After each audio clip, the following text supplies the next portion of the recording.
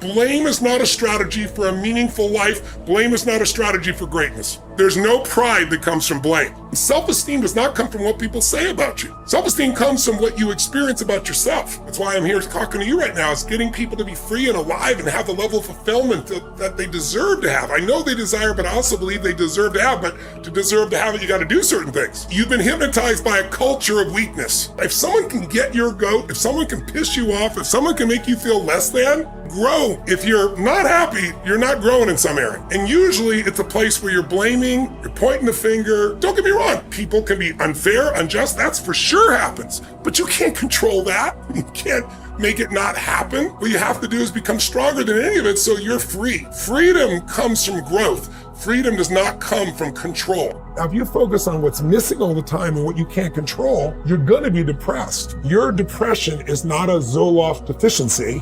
It is the fact that you were doing something in your mind that is producing that depression. And if you constantly focus on what's missing and what you can't control, you tend to focus more on things in the past. Choice is a gift. It's always there. You can choose what you focus on, and what you focus on is what you're going to experience. You can focus on things that make you suffer. You can focus on things that make you grateful. The mindset has to be destroy any limitation and move forward, move forward, move forward. There is a way, move forward. If you don't experience life, you experience the life you focus on. And what you focus on is based on beliefs and values. Whatever you believe, you tend to see that. Progress equals happiness. If you keep growing, you're gonna feel alive. And if you keep growing, you're gonna have more to give. And when you're growing and giving is when life is magnificent. It doesn't matter how many statues, Oscars they give you, or Emmys, or how much money you have in the bank. So it's really an inner game. And I think that's what's missing for us today. Your growth is the only limit to your happiness. You're not in the place of being overweight because you lost your job. So stop the bullshit. Blame. Blame is not a strategy for a meaningful life. Blame is not a strategy for greatness. So you got to resolve that, number one. See, someone can tell you your whole life you're a piece of crap, and part of you goes, you're full of it, I'm going to show you. Lots of people have done that. They never bought it. Or someone tell you you're beautiful your whole life. You go, I'm not really beautiful. So what people tell you doesn't matter at all. It's what you stack. It's what you assemble. It's what you create. It's the habit of what you put in your head. And today I don't blame you because we got a whole culture that's always blaming somebody else for something in their life. But blame is not a strategy for pride. That's why you listen to these blaming people. They're all angry all the time. What's the one thing to focus on if you can only focus on one? I think it's smart to focus on one thing primarily. But then the answer would be whichever thing you're most desirous of changing, whatever thing is giving you the most pain. So if it's your relationship, I'd go full force on that. Now, in the world we're in today, you don't usually have the privilege of going, okay, I want to work on just being happy. Well, I can train you to be happy while hell's breaking loose. You probably have to work on both your business or financial side and some personal side. I would be working on both. And to me, the way to attack that, if you're not sure which area, is to start with the body. I always teach physiology first. Change the body, you'll change the emotions. If you change the emotions, you'll change your decisions, you'll change the quality of your life. Because the quality of your life is your emotions. It's not what you get. You can have $1 billion and commit suicide. People have done it. You can have beautiful relationships and commit suicide. You can have people loving you and be sad all the time. Our pattern of emotion is our home. And you have to upgrade your home. You have to train it. And one way to train it is the emotion comes from the way you move, the way you breathe, the way you speak. When I used to be depressed, and I don't get it anymore, I just took it out of my life. I even took the language of it out of my life. Because the words you create a biochemical response. But when I did that decades ago, because I was like having those thoughts like, is there a reason to still be here? That kind of crazy shit in your head. I got out of it by using anger originally. I'd much like, sometimes if somebody's really sad or depressed, I'll make them angry. People are like, what's he doing? He's making them angry. Because angry is much more resourceful than depressed. From anger, I can get you to laughter, I can get you to taking action. And then gradually I got where I didn't need anger. It was about growth, it was about contribution, it was about meaning. Is it really that the entrenched depression is just the way that people think? Or is there something so real to trauma that it's sending you into a neurochemical cascade that you can't get out of in any simple way? $20 billion, did some of the most interesting studies in the world, and we didn't move, one person out of depression. The bottom line is biochemistry is part of it, but it is related to what we focus on and what we feel. I can change your biochemistry in a heartbeat. Close your eyes and have you imagine one thing. I can disrupt you, produce fear. Close your eyes, produce something else. We can produce a parasympathetic effect, a calming effect. So you cannot separate the mind and the body. They're together. And so my approach is both. I believe in physiology first, but it isn't just biochemical.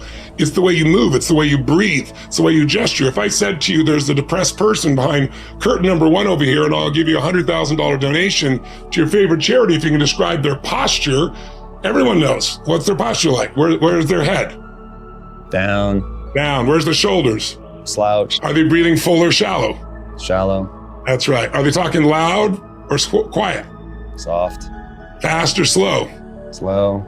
But if you take that same person, I don't care what's going on with them, and you put their shoulders back and you have them breathe different and they speak at a different tempo and they move, their biochemistry changes like that.